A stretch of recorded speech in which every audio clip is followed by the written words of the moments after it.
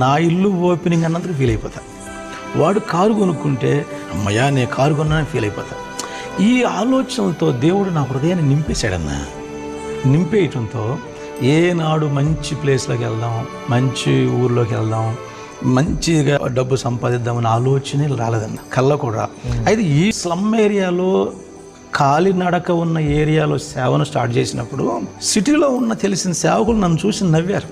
పిచ్చోడు పోయి ఆ సమాధుల దగ్గరలో ఉన్నాడు, ఆ సమాధుల దగ్గరలో మందిరం కట్టాడు, ఎవరు వస్తారు అక్కడికి అని నవ్వారు నన్ను.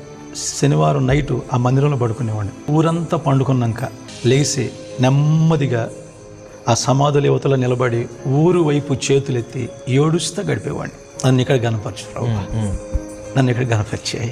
ఈ ప్రజలు నీ దోచుల్లో పెట్టే వరకు నా మనసు వెనక్కి వెళ్ళాలనిపించు ఆ రానివ్వక, ఈ ప్రజల్ని నీ సన్నిధిలో నిలబెట్టే వరకు ఈ ఊపిరి ఉంచు ప్రభు అని ఏడ్చేసేవాడు అన్న, ఏడ్చేసేవాడు.